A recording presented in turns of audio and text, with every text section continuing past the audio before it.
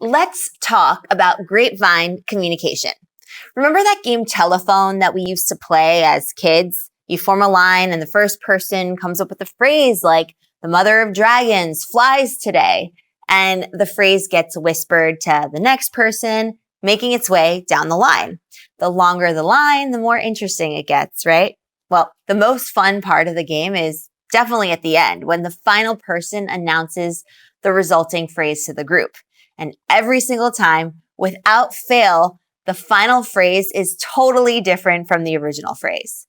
"The mother of dragons flies today" might easily become "another of the wagons rides today." So why am I even bringing this up? Because believe it or not, the children's game Telephone exists in the real world. Yes, you bet. And it's called Grapevine communication. And you might even be surprised to learn that it comes with both pros and cons. If you'd like to unpack Grapevine communication with me, then be sure to stick around till the end of this video to learn how you can participate in a smart way.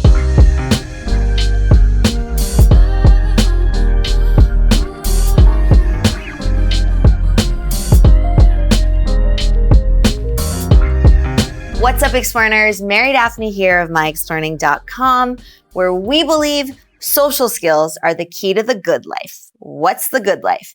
It's where you call the shots, you have a crew you can count on, and you're on a mission that you care about. Okay, so when we're kids, Telephone is a fun game.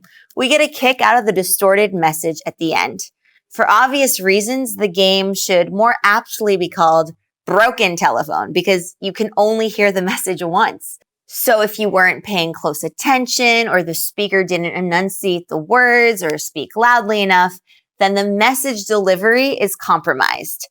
Also, the phrase is heard out of context. "The mother of dragons flies today" is a standalone phrase. It doesn't really have any specific meaning to someone by itself.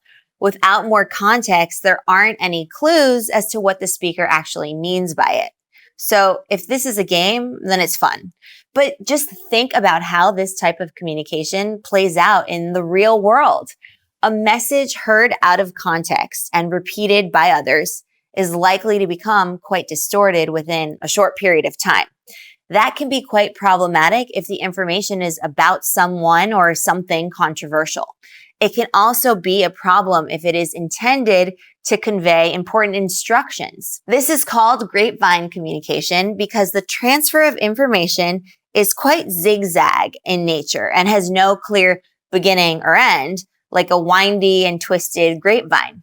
You probably know the phrase, "I heard it through the grapevine," when you're sharing word of mouth gossip. Well, that's related. This is an unofficial channel of communication that is not subject to oversight. And so for that reason, it can spread like wildfire. Let's look at the 4 types of grapevine communication, and then we'll go on to discussing the advantages and the disadvantages. So the first one is single strand. This is when a single person shares the message with another person. Then that person goes on to tell one other person. So this is exactly like the game Telephone. It's a linear communication process. A to B to C to D to E to F to G. You get the idea. Number 2, gossip chain. This is a small group interaction where multiple people are simultaneously exchanging information with each other informally. This type of communication pattern is favored when the subject matter is juicy, but not directly related to the nature of the work the people are involved in. Number 3, probability chain. Now, this is where the person with the message will randomly select another person to share the information with. So the source of the message in each network is different. This type of communication pattern is favored when the information might be juicy, but not critical to one's work. And the last one, number 4, cluster chain network. This type of informal communication network seems to be the most common. You can think of this as one person sharing a message to a cluster of people, and then within that group, select individuals share the same message with another cluster of people. Think about when someone sends out an email to a list of people, and then someone on that list forwards it off to another list of people. Now that we're clear on what grapevine communication is, let's talk about the pros and the cons of this type of communication. And as a little teaser at the end, I will share a strategy for effectively navigating grapevine communication without getting yourself in trouble. Okay, let's start with the disadvantages. So the first one is rumors. The biggest disadvantage here is that grapevine communication could spread rumors because it's informal and unofficial information. That means that it could be unconfirmed information. Because it's hearsay, it might result in mass disinformation, which can be a nightmare for a company or someone's personal reputation. The second disadvantage is insensitivity. This is informal communication. The speaker will likely be less sensitive to how they say what they say and to whom they say it. This often results in inappropriate language, offensive subject matter, and hurt feelings, even if the listener isn't the subject of the information. Number 3, it comes back to bite. Even though this type of information is shared informally, if it was conveyed by permanent means such as email, web chat, or video, it is easy to trace the information to its origin.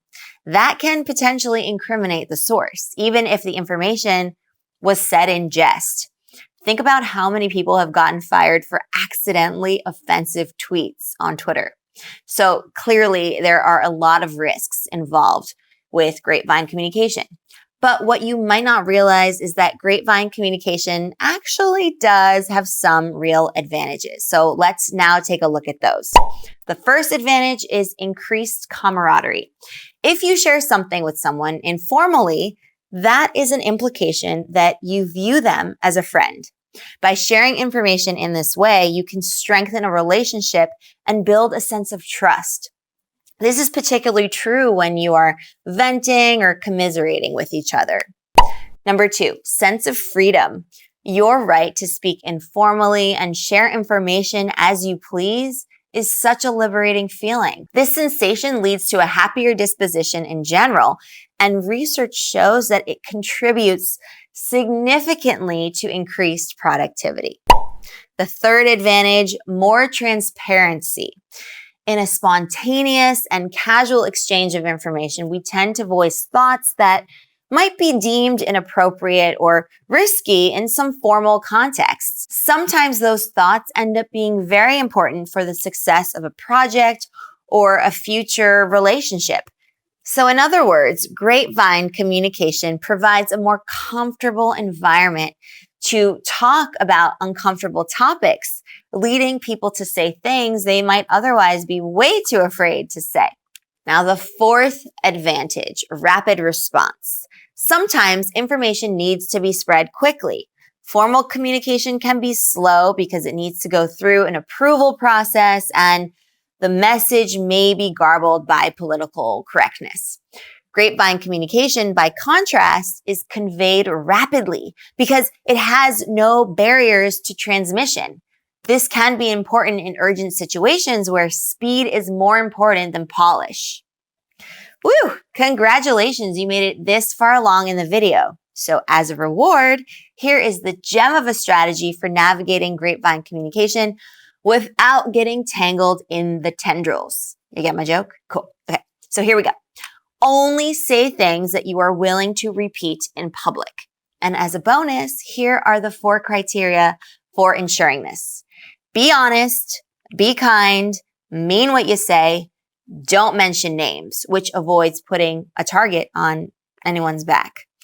Remember that grapevine communication, when it is used appropriately, can be beneficial for building rapport, feeling free, spreading information quickly. So keep it classy, nurture the grapevine by watering it with positive and useful information to make people's lives easier. All right, Explearners, that is a wrap on this lesson, and add these strategies to your Explearning Communications toolkit. Try them out and make them your own. Be sure to head on over to our blog where you can check out these strategies and concepts that we discussed in this lesson today. And if you haven't done so already, please be sure to subscribe to join our tribe of Explearners.